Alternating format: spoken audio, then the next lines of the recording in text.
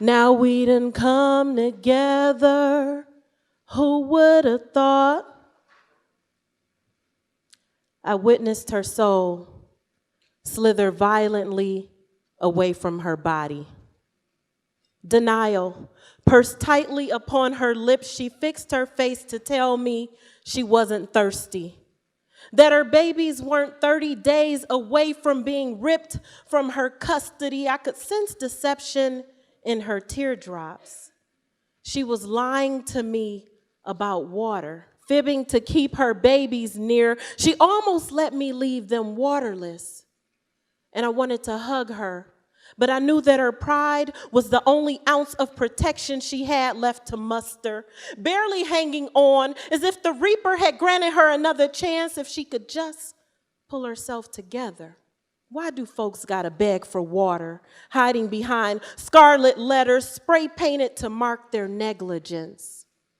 I wonder what she thought of me, standing there with the fate of her family stuffed inside my trunk. I left 3 gallons of water and walked away. There'd be 10 more mothers for me to hydrate that day. I hail from a city where the water is off. 45 from Flintstones where they picking us off. They thought they had us cornered, but they pissed us off. Now we done come together. Who would have thought? How y'all doing today? Welcome to Detroit. Or as we would say, what up, though? What up, though? If you see me out in the hallway, say, what up, though? So y'all are in the belly of the beast. Y'all are in a city where 57 Detroit public schools don't have water right now. 57. Due to lead poisoning, okay? You're in a city where for over a half century, we have been mistaxed and foreclosed upon. It takes literally under 3 years to turn a viable structure into blight. So if you run into a Detroiter, a lifelong Detroiter, a longtime Detroiter, and you say, aren't you happy Detroit is coming back? And they side-eye you. Know that you deserve it. You know, when I hear Detroit is coming back, I hear Make America Great Again. I just want y'all to know that. They try and erase us, rename us, displace us. But we ain't faceless. Our bodies are here, bold, black, beautiful. We shed tears from the sweat of our ancestors, bask in the glory of their resistance. The blood in our veins is of legends, doctors, poets, musicians. We will not be nameless. They cannot shame us with their propaganda, demand our silence through their genocide. We will not hide behind their trinkets, their choo-choo trains and hockey rinks. We are Detroiters, the black mecca of possibility. We will not go quietly into the night. We carry the fight of Joe Louis, got the black fist to prove it. We are warriors and artists. The innovators they call arsonists in October, they run us over when we resist them, but we're persistent. Generations of resilience. We wage love in a world out to get us productive, despite their insistence. Detroit, the city we won't let die, no matter how hard they try us. Y'all still there? So if you came to Detroit with a particular narrative, a particular idea, a framework, a Detroit ideology, however you want to phrase it,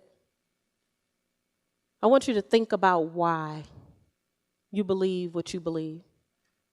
And if that narrative is something that you've held on to for, I could probably say in this room, almost your entire life, and it just recently shifted to a more vibrant narrative,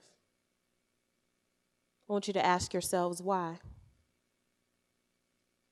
I want you to interrogate the narrative, the propaganda, the movie, the music, the media that has conditioned what you thought about Detroit and what you think about Detroit right now.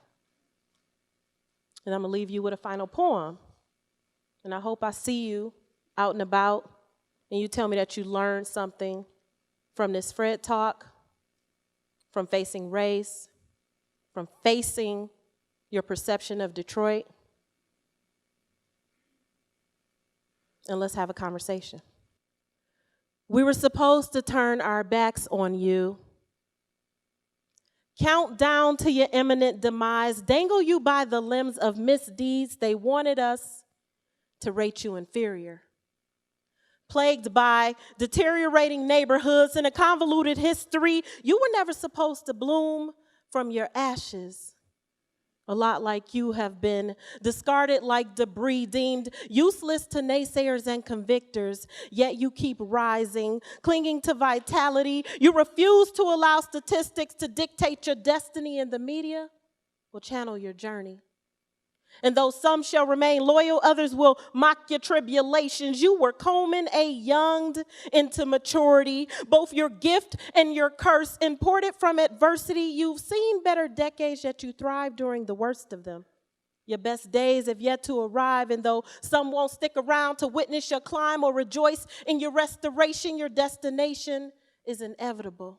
You've been on the bottom much longer than most, and the bridges you'll journey won't be easy to coast, but you will make it and bring warriors with you, armed with devotion. They will defend your dignity and honor your namesake. You are Detroit, the road to progression, the mirror image of endurance, and you hold the key to taking back our democracy.